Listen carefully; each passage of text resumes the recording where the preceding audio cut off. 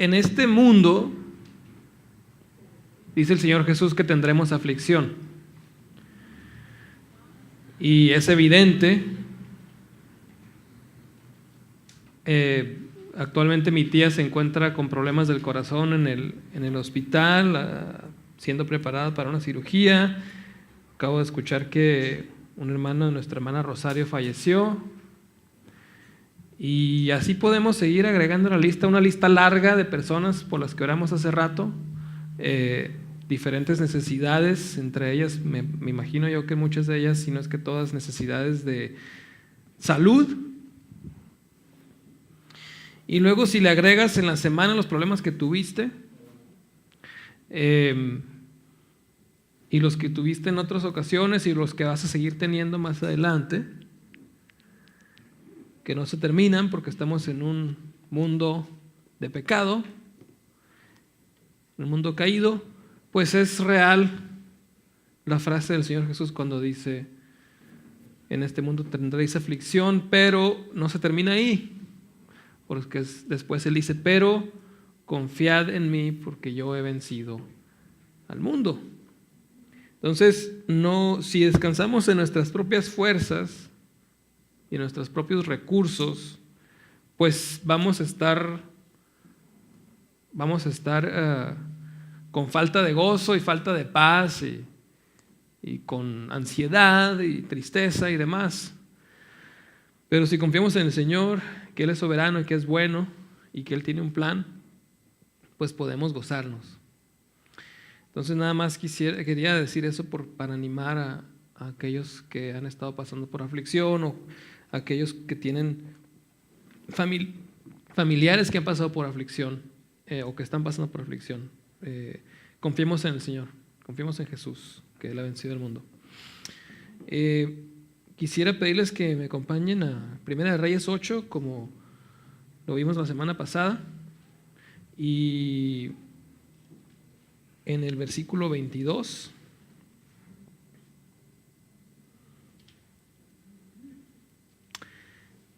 Al 26. Bueno, vamos a leer desde un poco antes. Vamos a leer desde el 1. Dice: entonces Salomón reunió a los ancianos de Israel, a todos los jefes de las tribus y a los principales de las casas paternas de los hijos de Israel ante él en Jerusalén, para hacer subir el arca del pacto del Señor de la ciudad de David, la cual es Sión. Y se reunieron ante el rey Salomón y todos los hombres de Israel, todos los hombres de Israel en la fiesta en el mes de Etanim, que es el mes séptimo. Cuando llegaron todos los ancianos de Israel, los sacerdotes alzaron el arca, subieron el arca del Señor, la tienda de reunión y todos los utensilios sagrados que estaban en la tienda. Los sacerdotes y los levitas los subieron, y el rey Salomón y toda la congregación de Israel que estaba reunida ante él, estaban con él delante del arca, sacrificando tantas ovejas y bueyes que no se podían contar ni numerar. Entonces los sacerdotes trajeron el arca del pacto del Señor a su lugar, al santuario interior de la casa, al lugar santísimo, bajo las alas de los querubines, porque los querubines extendían las alas sobre el lugar del arca, y los querubines cubrían el arca y sus barras por encima. Pero las barras eran tan largas que los extremos de las barras se podían ver desde el lugar santo que estaba delante del santuario interior, mas no se podían ver desde afuera. Y ahí están hasta hoy. En el arca no había más que 2 tablas de piedra que Moisés puso allí en Horeb, donde el Señor hizo pacto con los hijos de Israel cuando salieron de la tierra de Egipto. Y sucedió que cuando los sacerdotes salieron del lugar santo, la nube llenó la casa del Señor, y los sacerdotes no pudieron quedarse a ministrar a causa de la nube, porque la gloria del Señor llenaba la casa del Señor. Entonces Salomón dijo: el Señor ha dicho que Él moraría en la densa nube. Ciertamente yo te he edificado una casa majestuosa, un lugar para tu morada para siempre. Después el rey se volvió y bendijo a toda la asamblea de Israel, mientras toda la asamblea de Israel estaba de pie.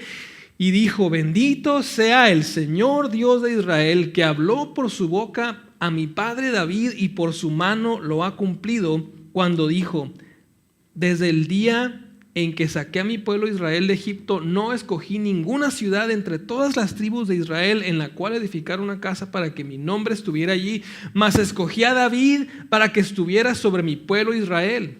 Y mi padre David tuvo en su corazón edificar una casa al nombre del Señor Dios de Israel. Pero el Señor dijo a mi padre David: por cuanto tuviste en tu corazón edificar una casa a mi nombre, bien hiciste en desearlo en tu corazón. Sin embargo, tú no edificarás la casa, sino que tu hijo que te nacerá, él edificará la casa a mi nombre. Ahora el Señor ha cumplido la palabra que había dicho, pues yo me he levantado en lugar de mi padre David y me he sentado en el trono de Israel como el Señor prometió, y he edificado la casa al nombre del Señor, Dios de Israel. Dios de Israel, y he puesto allí un lugar para el arca en la cual está el pacto del Señor que Él hizo con nuestros padres cuando los trajo de la tierra de Egipto. Entonces Salomón se puso delante del altar del Señor en presencia de toda la asamblea de Israel y extendió las manos al cielo y dijo: oh Señor, Dios de Israel, no hay Dios como tú, ni arriba en los cielos ni abajo en la tierra, que guardare el pacto y muestras misericordia a tus siervos que andan delante de ti con todo su corazón, que has cumplido con tu siervo David, mi padre, lo que le prometiste. Ciertamente has hablado con tu boca y lo has cumplido con tu mano, como sucede hoy. Ahora pues, oh Señor, Dios de Israel, cumple con tu siervo David, mi padre, lo que le prometiste, diciendo: no te faltará quien se siente en el trono de Israel, con tal que tus hijos guarden su camino para andar delante de mí, como tú has andado delante de mí. Ahora pues, oh Dios de Israel, te ruego que se cumpla tu palabra que hablaste a tu siervo, mi padre David.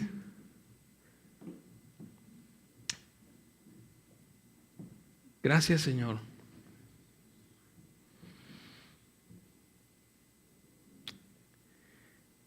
Eres majestuoso y glorioso,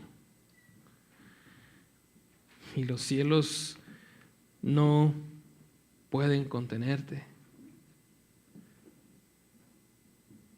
Bien dice Salomón en el siguiente versículo: morará verdaderamente Dios sobre la tierra. He aquí los cielos y los cielos de los cielos no te pueden contener, cuanto menos esta casa que yo he edificado. Señor, tú eres grande. No tienes límites, el universo no te contiene, Señor. Tú has creado el universo, Padre. Tú eres grande por sobre todas las cosas, y glorioso y santo y majestuoso, Dios, digno total de admiración y de asombro, Padre, y de que nuestros rostros estén postrados en tierra delante de ti, porque tú eres el gran yo soy. Tú eres el Rey de Reyes y el Señor de Señores y el Creador de todo lo que existe. Tú gobiernas y dominas por sobre todas las cosas, hasta la cosa más pequeña, Dios. Tú la gobiernas y tú la conoces, Padre. Y te damos gracias porque nos has permitido acercarnos a ti de manera libre, Señor. Porque has provisto, Padre, el camino a través de tu precioso Hijo Jesús, Padre. Te rogamos entonces, Señor, te rogamos, Padre, que abra nuestros corazones en este día, Señor. Que tengas misericordia de nuestra condición tan limitada como se encuentra, y batallamos tanto, Padre, para muchas veces conocer un poquito de lo que tú eres, Dios. Te rogamos que tu Espíritu Santo venga y nos provea, Dios, un poco de iluminación para conocerte un poco más en este día, Señor. Y te rogamos, Padre, que abra nuestros corazones para que reciban tu palabra así como es, Dios, así como viene desde tu boca, Padre. Te ruego que quites de mí, Padre, todo obstáculo, Dios, que no permitas, Padre, que hable ninguna cosa, Padre, que no sea tu palabra, Dios, y lo que tú deseas comunicarnos en este día, Señor. Gracias, Padre. Te ruego, Dios, que me uses, que me permita ser de bendición, Padre, para mis hermanos, Dios, y que tu nombre sea glorificado con este mensaje, Señor. Sea honra y gloria a tu nombre, Padre. Amén. Bueno, tenemos entonces la historia de la dedicación del templo que Salomón construyó. El rey David, o sea, el padre de Salomón, deseaba construir una casa para el Señor. Sin embargo, le dijo el Señor que no sería él quien lo construiría, pero Dios prometió a David que su hijo construiría el templo en el cual él había de habitar. Pero en esa promesa también tenemos en paralelo a Salomón como el siguiente heredero al trono y constructor del templo, y también a Jesús como aquel hijo de David, quien vendría a establecer el reino de Dios para eternidad. Debemos entonces entender la importancia del templo que Dios establece como vínculo con su pueblo. En otras palabras, Dios promete a David anteriormente a esto, ahorita vamos a ir a ese pasaje en un momento más, pero está Salomón dedicando el templo y está recordándole al Señor la promesa que le hizo a David. Está agradeciéndole al Señor el cumplimiento de la promesa de que haya el Señor permitido que el templo fuera construido por el hijo de David, y luego está recordándole también Salomón otras promesas, otra parte de la promesa al Señor que aún había de cumplirse. Entonces, ahorita en un momento más vamos a ver la promesa que el Señor le hace a David en 2 de Samuel, donde vemos ese paralelo del que estamos hablando entre Salomón y Jesucristo. No que Salomón sea igual a Jesús, sino que el Señor le da una promesa a David, y en esa promesa vienen dos, es una promesa doble. Una promesa de que su hijo Salomón sería quien iba a construir el templo y que el trono de David sería establecido para siempre, pero el que se estaría sentado en ese trono sería Jesucristo. Entonces quería nada más que estuviéramos con eso en mente para ahorita que lleguemos a ese punto, porque este pasaje me pareció muy interesante, me pareció muy hermoso la actitud que tiene Salomón a la hora de dedicar el templo. Porque anteriormente había un tabernáculo.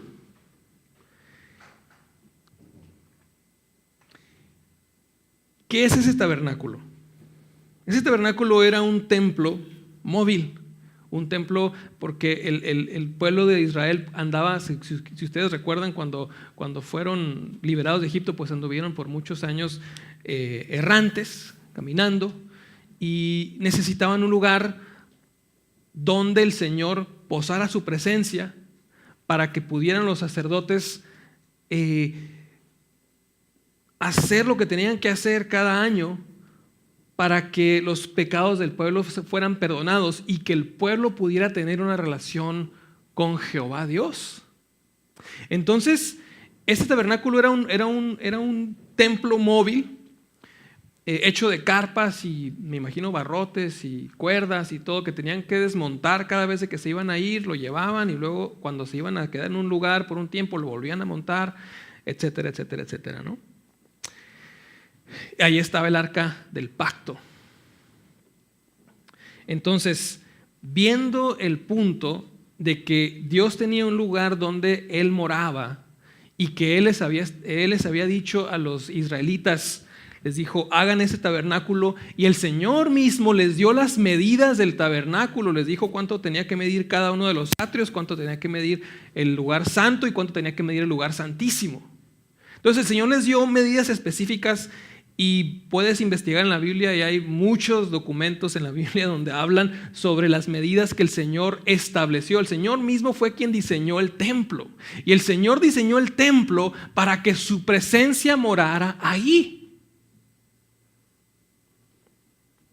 Entonces, ¿qué sucede en este versículo 22?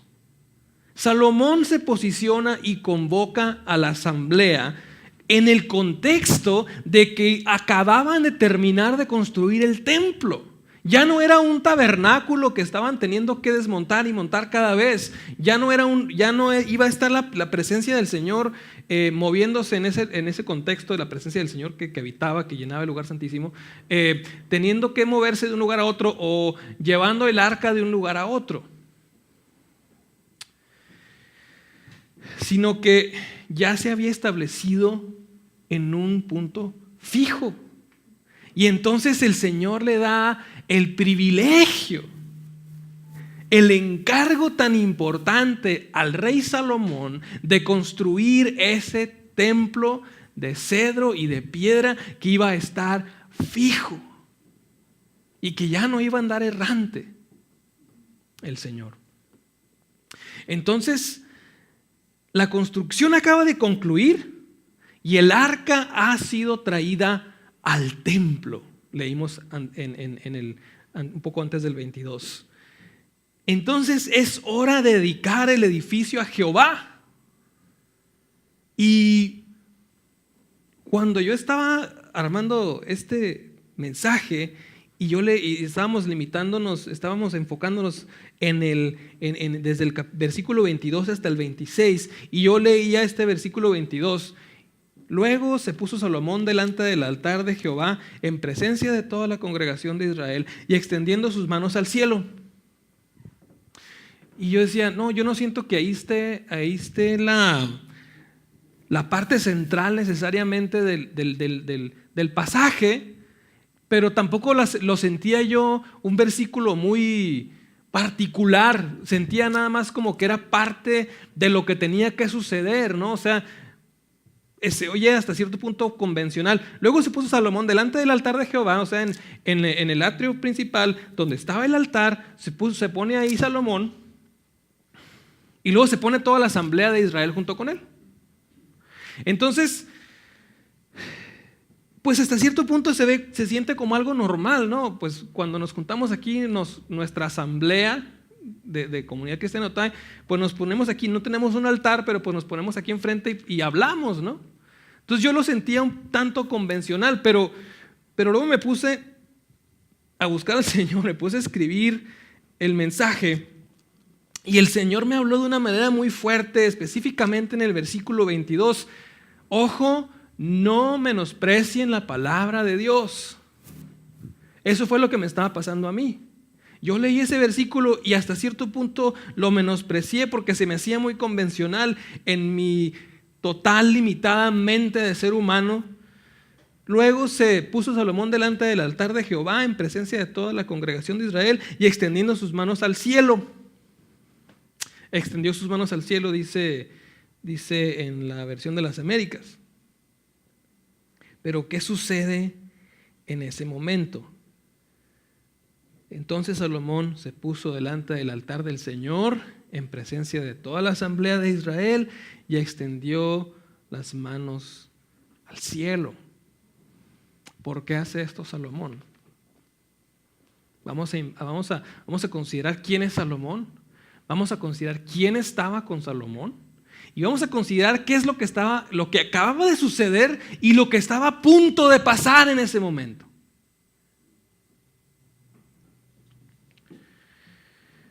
La construcción acaba de concluir y el arca ha sido traída al templo. Es momento, en ese momento clave, es hora de dedicar el edificio a Jehová. Si vemos nosotros, traen el arca de Sión, el arca del pacto, la suben, la ponen en el lugar santísimo y dice que inmediatamente en cuanto salen estos hombres de dejar el arca ahí, se llena el lugar santísimo de una nube en la cual estaba la presencia del Señor.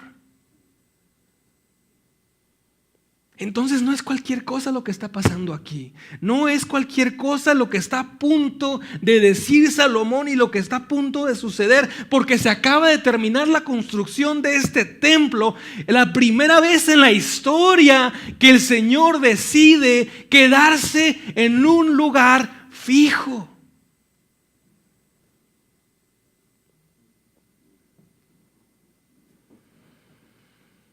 Entonces, hay puntos muy interesantes, muy importantes en este versículo. Salomón toma el lugar de autoridad que Dios le ha dado para dedicar el templo.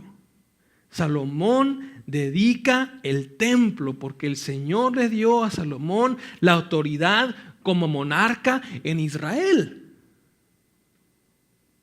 No es el sumo sacerdote ni el profeta Natán quienes dedican el templo. El que dedica el templo es el rey que Dios ha puesto sobre Israel, que es heredero al trono de David.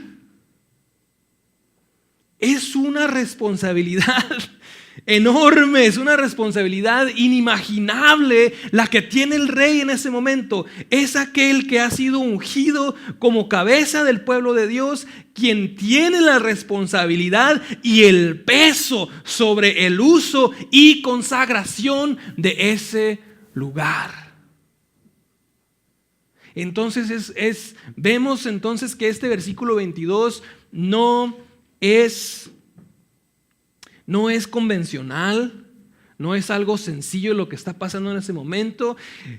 Salomón, en la sabiduría que Dios le dio, porque si nosotros leemos la historia de Salomón sabemos que Dios le dio sabiduría mucho más allá que cualquier otro rey antes de él y cualquier rey después de él. Dios decidió darle una sabiduría especial a Salomón.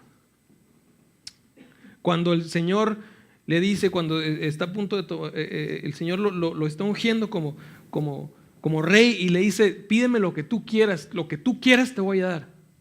Y Salomón le dice: te pido que me des sabiduría para guiar a tu pueblo. No le pide riquezas, no le pide ejércitos, poder, no le pide carisma política, le pide nada más sabiduría para guiar al pueblo, y eso viene de un corazón humilde. Entonces Dios se deleita en la petición de Salomón y lo bendice y lo prospera tremendamente, también sin igual como ningún otro rey. Entonces llega a este punto en el cual Dios le da el privilegio a Salomón de construir el templo y termina la tarea de la construcción del templo después de mucho tiempo de hacer planos y diseños para muchas cosas que estaban en el templo, el velo que estaba en el umbral del lugar santísimo tiene un diseño especial, el altar tenía un diseño especial. Todo eso después de mucho tiempo que trabajaron herreros y arquitectos y me imagino también ingenieros y gente que trabajaba la madera y gente que trabajaba las telas y mucha gente trabajando en esto, artesanos y demás. Y termina la construcción y entonces es tiempo de hacer la dedicación. Y Salomón lo hace en presencia de toda la asamblea de Israel. Esto también nos habla de la gran importancia y seriedad de la dedicación de este edificio, de este lugar. Y ahorita vamos a ir desenvolviendo por qué es que le estamos dando tanto énfasis y enfoque al templo específicamente. Porque Jesús viene y hace algo con ese concepto del templo muy, muy interesante. Bajo este peso y esta responsabilidad que Dios ha puesto sobre el rey Salomón, en la sabiduría que Dios le dio, Salomón, yo no sé qué sería estar en los zapatos de este hombre, pero Dios le dio una sabiduría especial. Leemos en la palabra que más que cualquier otro rey, ¿Y qué le queda hacer a este rey sabio? ¿Qué le queda hacer a este rey que tiene sabiduría de lo alto? ¿Qué es lo que le queda hacer? Lo que le queda hacer a Salomón, lo único que puede hacer en ese momento es alzar, levantar sus manos al cielo. Es lo único que puede hacer, porque él reconoce en su sabiduría que no puede hacer otra cosa más que depender de su Dios para poder dirigir a este pueblo. Levanta sus manos al cielo en señal de reconocimiento, rendición total y dependencia total en Dios para gobernar y dirigir al pueblo correctamente en su relación con el Altísimo. No es nada más el uso de un edificio, hermanos. No es nada más un edificio muy bonito que acabamos de construir de acuerdo a los diseños del Señor, y mucha gente se esforzó mucho para hacer este trabajo. Otro rey de otro país nos regaló la madera para construir el templo, y ya es un evento muy importante para nosotros y vamos a dedicarlo. Como si estuvieran inaugurando un negocio y está un listón ahí y le cortan con la tijera y todos aplauden. No. Es el lugar que el Señor estableció como vínculo con Él mismo, con el Dios Santísimo, y el pueblo imperfecto, pecador, que no merece tener una relación con el Altísimo, pero el Señor ha decidido en su gracia y en su misericordia escoger a un pueblo de entre toda la tierra para tener relación con ellos, y escoge el templo como el vínculo en el cual el hombre puede tener relación con Jehová Dios. Esa es la importancia y la trascendencia de este templo que acababan de construir.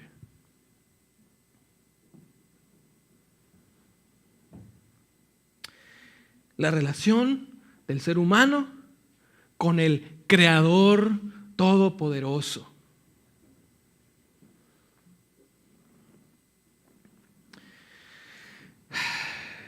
¿Y cómo vemos la importancia que Dios le da a este templo? ¿Y cómo vemos la importancia que Dios le da a los protocolos que tenían que seguir los sacerdotes para que pudieran facilitar ellos la relación entre Dios y el pueblo? Hay algunos ejemplos que tengo aquí como puntos que el Señor establece como requisitos que Él tiene para expiar los pecados del pueblo, y teniendo esto como uso principal del templo. Y se nos ilustra este gran significado en la palabra de Dios. Y en diferentes partes del Antiguo Testamento encontramos los siguientes puntos. El templo tenía proporciones específicas dadas por Dios mismo. Por ejemplo, el lugar santísimo era un cubo perfecto. El lugar santísimo era un cubo. Ancho, profundo y alto era la misma medida exacta. Ahí es donde estaba el arca del pacto, en ese lugar santísimo que estaba en medio de todo el templo, el centro, y ahí es donde se había posado la presencia de Dios, esa densa nube que menciona Salomón. El templo tenía proporciones específicas que Dios había dado. Ese es un punto. Otro punto es, solo el sumo sacerdote podía acercarse y entrar al lugar santísimo. Era un hombre encomendado por Dios, un solo hombre que había sido encomendado por Dios para que hiciera esta tarea de acercarse y entrar al lugar santísimo donde estaba esta nube. 3, esta entrada podía ser solo una vez al año, en el día de Yom Kippur o día de la expiación o día del perdón. Solamente una vez al año tenía que estar. Podía ser. Otro punto es, la expiación era solo con la sangre prescrita de los sacrificios prescritos, cubriendo los pecados del sacerdote y su familia junto con los del pueblo. Sí, entonces, habían sacrificios específicos que se tenían que hacer, con sangre de los animales específicos que se tenían que hacer. Y luego tenía primero el sacerdote ponía su mano sobre la cabeza del animal para transferir sus pecados al animal, y luego el Señor perdonaba el pecado, el pecado de su familia y el pecado del pueblo. Así tenía que ser, ¿no? Y les estoy dando un resumen muy por encima, porque habían muchas cosas específicas, pero son los puntos, digamos, algunos de los puntos principales. La sangre debía esparcirse sobre el arca del pacto que estaba detrás del velo. Entonces vemos que son pasos específicos que tenían que tomarse, requisitos específicos que tenían que hacer. No podía entrar cualquier día que él quisiera, no podía entrar cualquier persona, tenía que ser el sacerdote, el sumo sacerdote asignado por Dios mismo en ciertos días con ciertos procedimientos. ¿Qué significa esto? No es que los quiera aburrir con una bola de requisitos que el Señor tenía ahí. Más que nada estamos ilustrando con este ejemplo la importancia y el peso que tiene la relación del ser humano con el Señor. Que se pueda relacionar el ser humano con el Señor no es cualquier cosa, porque si ustedes recuerdan en Génesis, el Señor echa a Adán y a Eva del jardín del Edén. Entonces dice la palabra de Dios que pone a 2 ángeles con espadas de fuego para que no puedan entrar otra vez. ¿Qué pasa entonces? Sucede que el punto de todo esto, hermanos, es que el ser humano en su imperfección y en su pecado le es imposible acercarse a Dios, porque Dios es un Dios perfectamente santo, y el ser humano caído, habiendo desobedecido y siendo maldecido por las acciones de Adán desde su generación hasta la última generación, entonces no podemos nada más entrar a la presencia de Dios. No es como entrar a una tienda o a tu casa. Entrar a la presencia de Dios es algo muy serio, es algo muy importante. Y tan importante que existían todos estos requisitos como Dios lo había asignado y designado. Él es quien pone las reglas. ¿Quieres acercarte a mi presencia, hombre, pecador, imperfecto? ¿Quieres tener la oportunidad de tener una relación conmigo? Va a ser mis términos, van a ser bajo mis términos, como es que tú vas a experimentar mi santidad, como tú vas a experimentar mi perdón, mi misericordia, mi gracia y mi amor. Yo te voy a decir cómo tiene que ser. No son tus términos, son los míos. Porque yo soy el santo, porque yo soy el que soy. ¿Quién es el hombre para poner las reglas de cómo se va a relacionar con el Altísimo? Es nada más basado en las reglas que el Señor ha establecido, porque Él es Dios. Yo no soy Dios. Salomón, rey de Israel, reconoce esto y dice: Jehová, Dios de Israel, no hay Dios como tú, ni arriba en los cielos, ni abajo en la tierra, que guardas el pacto y la misericordia a tus siervos, los que andan delante de ti con todo su corazón. Y para poder cumplir con estos requisitos, tenían que andar delante de Dios con todo el corazón.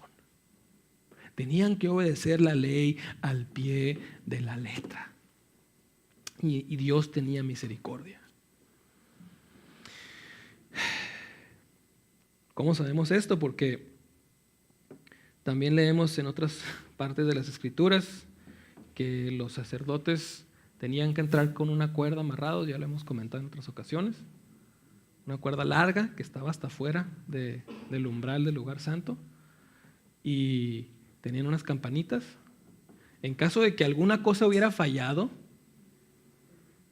y entraban y en ese momento caían muertos, pues se veían las campanitas cuando caían, entonces los nos jalaban con la cuerda. Así de serio es entrar a la presencia de Dios.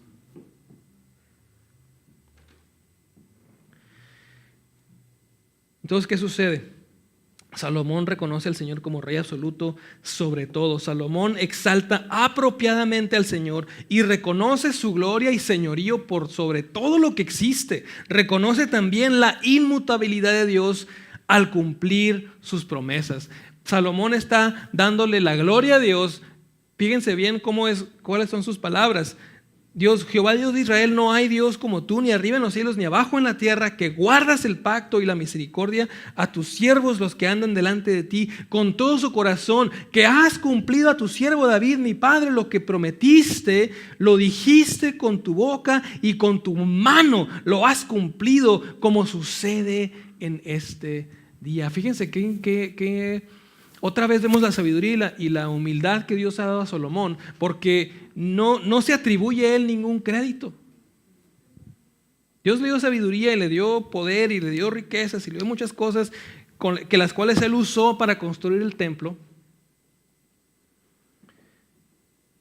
Pero, y él fue quien, a él el Señor le asignó la tarea de construir el templo. Y aún así, Salomón reconoce 100% al Señor como al que se le debe el crédito de esta construcción de este templo, y lo reconoce como al decir que el Señor ha cumplido la promesa que le hizo a su padre David. Entonces vemos un Dios poderoso, un Dios santo, un Dios que está dando la oportunidad de que haya un lugar fijo en el cual estará su presencia para que el pueblo pueda tener una relación con él. Y entonces Salomón, reconociendo la deidad y la grandeza y la majestad de Dios. La oración comienza reconociendo la deidad de Dios único en la tierra y en el universo entero. Vemos también, se nos está recordando que Dios guarda los pactos que ha hecho con sus siervos y tiene misericordia de sus siervos. El pacto de la construcción del pueblo se ha cumplido, la promesa se ha cumplido, y Salomón entrega todo el crédito a Jehová de la construcción de su casa. Entonces es muy significativo el lugar que toma Salomón delante de la asamblea. Es muy significativo la oración que hace Salomón, reconociendo a Dios como lo que es, y él poniéndose en el lugar que le toca como rey, pero como siervo de Dios. Y es muy interesante esta posición en la que está Salomón y cualquier otro rey de Israel, porque están en una posición de privilegio. Sí, porque Dios no pone a varios reyes, pone nada más a uno. Es una posición de privilegio. Imagino que ha de haber sido una experiencia muy hermosa el ser un rey de Israel establecido por el Señor, pero también es una responsabilidad enorme. Y entonces lo que hace el rey Salomón es reconocer la deidad de Dios y levantar sus brazos al cielo y decir: Señor, aquí el que puede hacer esto eres tú. Yo soy nada más un ser humano a final de cuentas. Tú me has establecido y me has asignado, pero tú eres el Rey de Reyes. Tú eres, no hay Dios como tú en ningún lugar. Entonces está reconociendo al Señor como Rey absoluto sobre todas las cosas.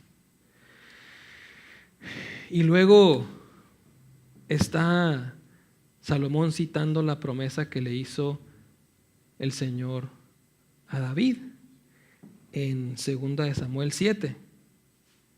Si gustan me pueden acompañar a 2 Samuel 7:12.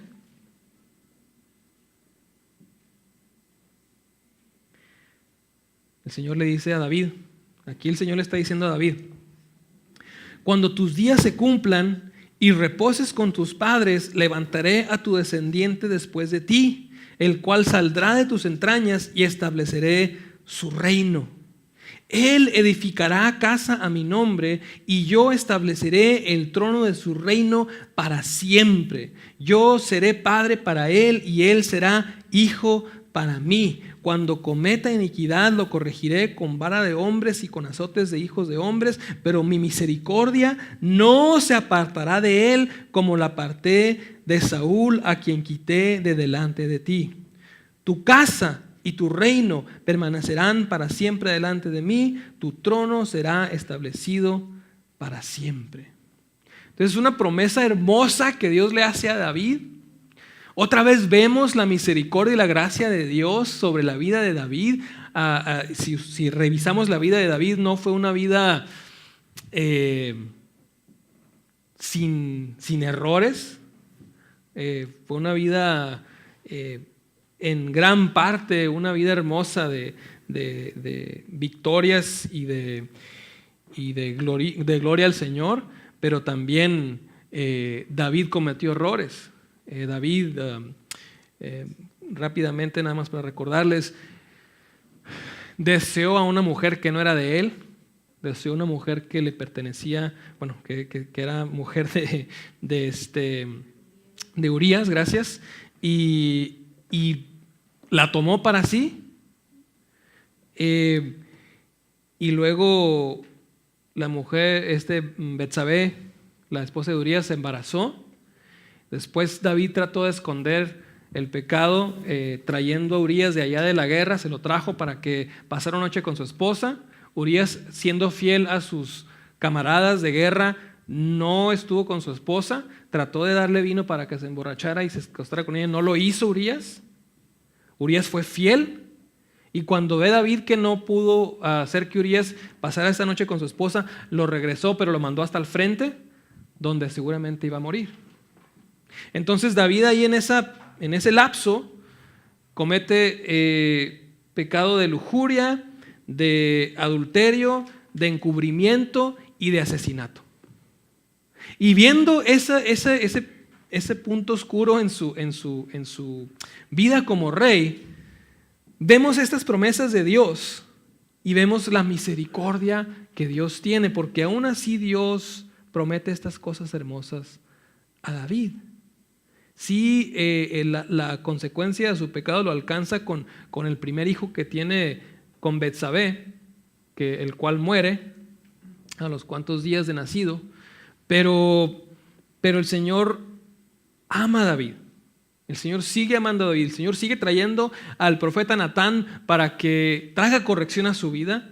Y el Señor le dice: cuando tus días se cumplan y reposes con tus padres, levantaré a tu descendiente después de ti, el cual saldrá de tus entrañas y estableceré su reino. Él edificará casa a mi nombre y yo estableceré el trono de su reino para siempre. Yo seré padre para él y él será hijo para mí. Cuando cometa iniquidad, lo corregiré, porque también Salomón cometió iniquidad bastante fuerte. Lo corregiré con vara de hombres y con azotes de hijos de hombres, pero mi misericordia no se apartará de él como la aparté de Saúl, a quien quité de delante de ti, David. Tu casa y tu reino permanecerán para siempre delante de mí, tu trono será establecido para siempre. Y aquí es donde empezamos a ver este paralelo de Jesús con Salomón en esta promesa. Las promesas del templo, la promesa del templo se ha cumplido, pero aún está la expectativa del cumplimiento de la promesa a David acerca del trono de Israel, y es de la que está hablando Salomón también. La dependencia de Salomón en Dios sigue siendo evidente en su oración. Ahora ruega en el 25, ahora ruega por él, por la promesa que resta, que el trono de David nunca esté vacío. Dice el 25: ahora pues, Jehová Dios de Israel, cumple a tu siervo David mi padre lo que le prometiste, diciendo: no te faltará varón delante de mí que se siente en el trono de Israel, con tal que tus hijos guarden mi camino y anden delante de mí como tú has andado delante de mí. Ahora pues, oh Jehová Dios de Israel, cúmplase la palabra que dijiste a tu siervo David, mi padre. Entonces, sigue siendo evidente la dependencia de Salomón en Dios. Él está ahora diciéndole: Señor, gracias por haber cumplido esta promesa. Reconozco que es tu promesa la que se cumple. Eres tú quien establece estas cosas. Es por tu mano que se ha cumplido esta promesa de la construcción del templo. Pero también te ruego que cumplas la otra parte de la promesa, la palabra que dijiste a tu siervo David, mi padre. No está Salomón reclamando al Señor, es porque vemos al principio que él se somete a la autoridad de Dios, pero sí está diciendo: Señor, así como dependimos de ti para que se cumpliera la promesa del templo, ahora también estamos dependiendo de ti para que se cumpla esta otra parte de la promesa que tú has dado a tu siervo David, que el trono nunca esté vacío. Al mismo tiempo, Salomón sabe que las promesas de Dios se cumplirán. Él sabe que se cumplen, porque Él guarda su palabra, el Señor guarda su palabra, y no es un Dios fluctuante, no es un Dios que no esté en control de todas las cosas. O sea, Salomón sabe quién es Dios, sabe que Él está en control de todas las cosas y sabe que va a cumplir su promesa, pero aún así está orando en señal de dependencia de Dios y como muestra del sometimiento que él tiene como rey de Israel bajo la autoridad absoluta y divina de Dios. Y algo que se me hace hermoso, como lo comenté acerca de David y ahora también en el caso de Salomón, es que el Señor cumple sus promesas a sus siervos y a sus hijos, que somos imperfectos. Somos imperfectos. Si nosotros leemos las promesas de Dios que son tan hermosas para nuestras vidas, podemos estar seguros que Dios las va a cumplir, porque Dios no es como nosotros. Dios no es un Dios fluctuante que ahorita te promete algo y al rato ya no le dan ganas y no lo hace, como muchas veces nos comportamos nosotros. El Señor cumple sus promesas porque Él es Dios y porque Él va a cumplir lo que prometió y punto. A pesar de nuestra infidelidad, a pesar de nuestras fallas, el Señor cumple su promesa.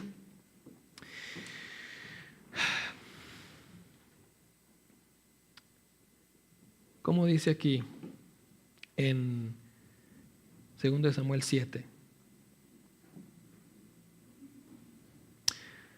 ¿Dónde están estos paralelos que estamos viendo? Dice: Él edificará, un poquito más atrás: cuando tus días se cumplan y reposes con tus padres, levantaré a tu descendiente después de ti, el cual saldrá de tus entrañas, y estableceré su reino. Está hablando de Salomón como su descendiente, pero también le está diciendo que Jesús será su descendiente. Porque si ustedes recuerdan, en más de una ocasión se le llama a Jesús hijo de David. ¿Sí? Porque él viene de la estirpe sanguínea de David. Y luego le dice: Él edificará casa a mi nombre y yo estableceré el trono de su reino para siempre. Y cuando dice para siempre, no está hablando de Salomón, porque Salomón es un hombre mortal. Está hablando de Jesús, está hablando de aquel que había de venir, está hablando de Jesucristo. Sí establece el reino de Salomón también, pero establece el reino de Jesucristo. Dice: estableceré el trono de su reino para siempre, por la eternidad. Un para siempre cuando viene de Dios no es un para siempre como el nuestro, para siempre pues de aquí a que me muera. No, con el Señor ese para siempre es por la eternidad. Estableceré su reino para siempre. Y pues no estará Salomón reinando, obviamente. Será el Señor Jesús que estará a la diestra del Padre reinando. Entonces estamos viendo que el Señor le está dando una promesa a David, no solo sobre su hijo Salomón, pero sobre el Señor Jesús, que había de venir, que sería el mismo pero en carne. Y también Él edificará casa a mi nombre, y yo estableceré el trono de su reino para siempre. Yo seré padre para Él y Él será hijo para mí. También estamos viendo un paralelo entre Salomón y Jesús. Cuando cometa iniquidad, aquí no, esto es solamente Salomón, cuando cometa iniquidad lo corregiré con vara de hombres y con azotes de hijos de hombres, pero mi misericordia no se apartará de él, como la aparté de Saúl, a quien quité delante de ti. Tu casa y tu reino permanecerán para siempre delante de mí, y tu trono será establecido para siempre. Otra vez hablando de Jesús. Entonces, vemos las promesas que Dios hace. Vemos que realmente en estas promesas no se trata solamente de cumplir las promesas que Dios le hace al hombre, sino que se trata de que el Señor establezca su reino. No es el reino nada más de David, es el reino de Dios el que está siendo establecido. Es el reino, sí, de David como rey que Dios puso ahí. Y lo digo con énfasis, Dios puso a David como rey, Dios puso a Salomón como rey, Él los puso. No se pusieron ellos, no le ganaron una negociación al Señor para ponerse, no. Dios dice, David, yo te escojo a ti para que tú te pongas como rey, y también te voy a dar la oportunidad de que tu hijo también sea rey, y te voy a dar la oportunidad de que tu hijo construya el templo en el que yo voy a estar. Yo les estoy dando oportunidad a ustedes de que me sirvan como reyes. Yo los pongo. Y el Señor establece, sí, el reino y el trono de David, pero realmente es el reino y el trono del Señor Jesucristo.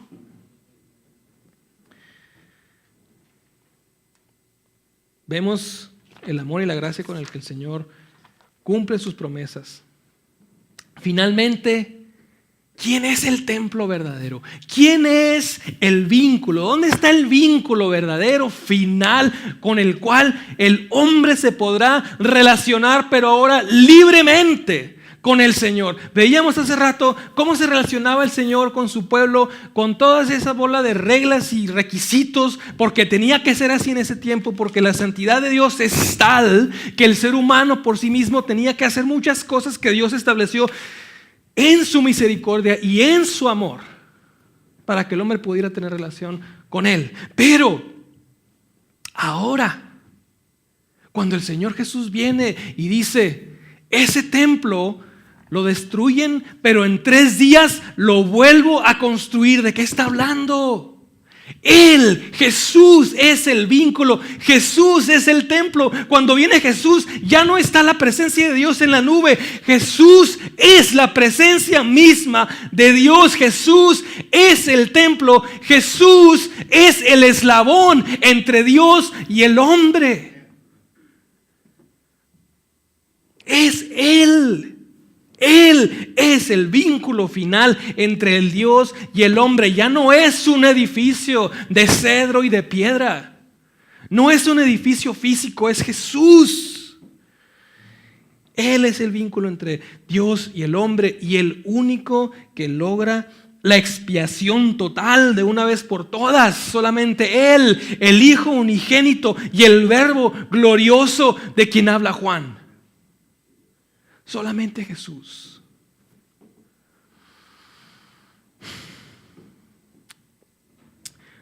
El sumo sacerdote tenía que entrar una vez al año en Yom Kippur, esparcir la sangre específica sobre el arca, y luego tenía que salirse si es que no moría en el intento, y luego esperar otro año para poder acercarse a Dios de nuevo. El Señor Jesús viene, y cuando Él expira, ¿qué dice la palabra de Dios que pasa? Cuando expira, se rompe, se rasga el velo. Y ahora podemos acercarnos libremente, dice Hebreos. Acérquense libremente al trono de gracia. Libremente, porque el Señor Jesús vino a tomar el lugar de ese templo. No puede ser más evidente entonces, hermanos, y con eso terminamos, no puede ser más evidente el peso y la seriedad que tiene nuestra vida cristiana. Cuando vemos la dedicación que Salomón hace al templo, hace del templo al Señor, Vemos el peso que tiene, la responsabilidad que tiene el facilitar que el pueblo pueda tener una relación hasta cierto punto limitada con el Señor. Que haya un medio por el cual pudieran estar siendo expiados los pecados del pueblo.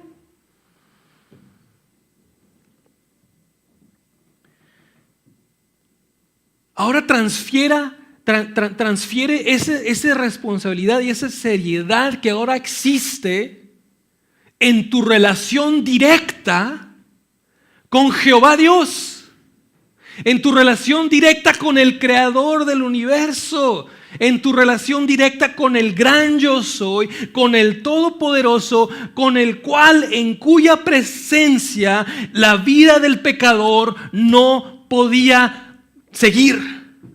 La vida del pecador se acababa. La presencia de Dios es fulminante para aquel que no ha sido limpio y purificado y justificado con la sangre de Cristo.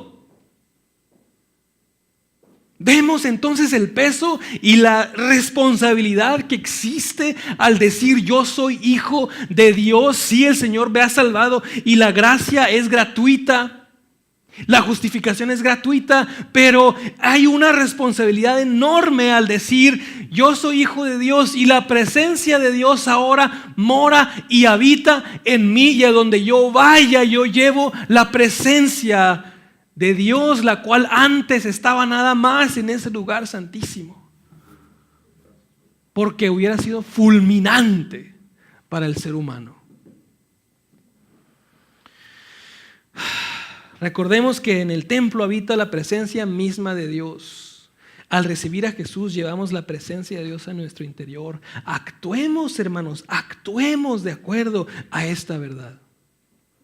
Ser hijos de Dios, en caso de que no sea claro hasta ahorita, ser hijos de Dios no es un juego. No es una rutina, no es una costumbre, no es una religión, no es una tradición. El ser hijos de Dios no es algo que podamos tomar a la ligera. El ser hijos de Dios tiene importancia y tiene un peso incalculable hoy y por el resto de la eternidad. Y finalmente Dios es un Dios de gracia y es un Dios de misericordia. Pero si queremos darnos una idea del tamaño, de la responsabilidad y el peso que hay en nuestra relación con Dios y la seriedad que tiene, pues nomás piensa qué tan serio es el sacrificio de Jesús. Nomás piensa qué tan seria es la ira de Dios que fue derramada sobre la vida de Jesucristo. Y ahí nos damos una idea del peso, del costo que tiene que nos hayamos acercado al Señor. Que Él se haya acercado a nosotros, que Él haya venido a buscar y rescatarnos. Entonces, no nos burlemos de este sacrificio. No nos burlemos de este sacrificio quitándole seriedad con nuestra manera de vivir. No debemos de quitarle ni una poca de seriedad y solemnidad a el significado que tiene nuestra relación con el Señor. Es lo más importante que existe en tu vida. Lo más importante. En estos, más o menos el último año, Dios me ha permitido pasar por una serie de pruebas que yo pienso que es parte de la misma prueba toda. Y esas son las que te hacen crecer. Y no les voy a hablar necesariamente de la prueba. Lo que les quiero comentar es que una de las cosas que el Señor me ha mostrado en este tiempo es que todas esas cosas que Dios usa para que haya estas pruebas en nuestras vidas,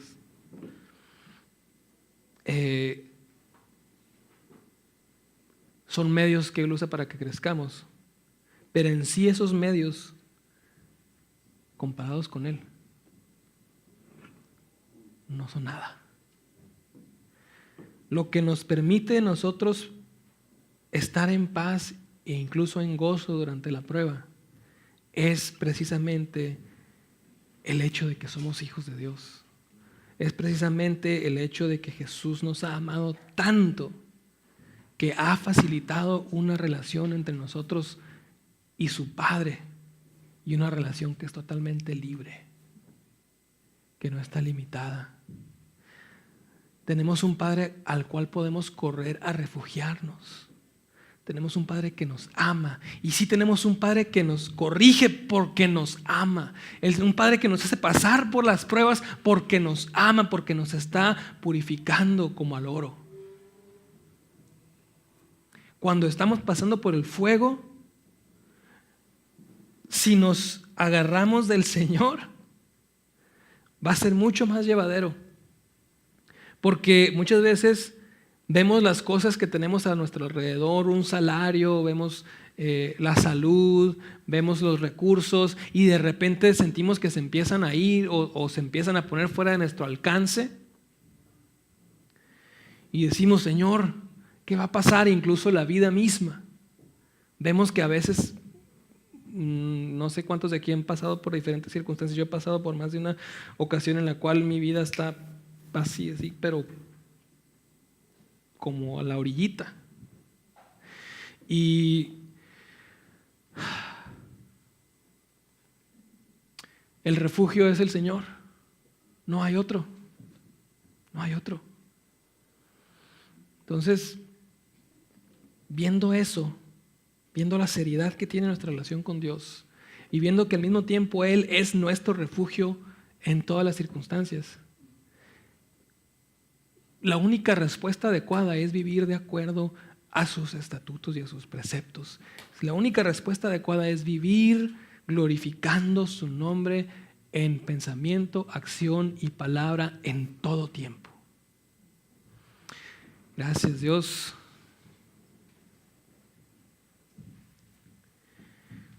Qué grande eres, Señor. Qué glorioso eres, Padre.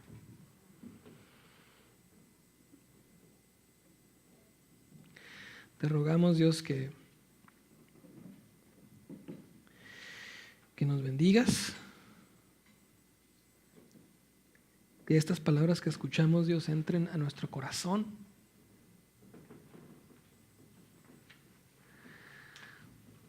Y que tú, Dios, inclines nuestros corazones hacia ti, Padre, como te lo pide Salomón, Señor. Que nuestros corazones se inclinen hacia ti, Señor. Porque por nosotros mismos no somos ni siquiera capaces, Padre, de inclinar nuestros corazones a ti. Necesitamos desesperadamente la intervención del Espíritu Santo en nuestras vidas para que nuestros corazones se inclinen hacia ti, Señor. Pero es la única manera, Padre, en la que podremos salir de la prueba. Es la única manera, Señor, en la que podemos acercarnos a ti, Padre. No hay otra. Tú mismo has trazado ese camino para nosotros, Dios. Te rogamos, Padre, que hagas realidad, Padre, en nuestras vidas, una realidad práctica, Dios, estas verdades que acabamos de escuchar, Señor. No podemos nosotros solos, Dios, hacer que salgan los frutos de tu Espíritu Santo en nuestras vidas, Padre. Te necesitamos a ti, Padre, para que esos frutos se manifiesten, Dios. Gracias, Padre. Traemos honra y gloria, Señor.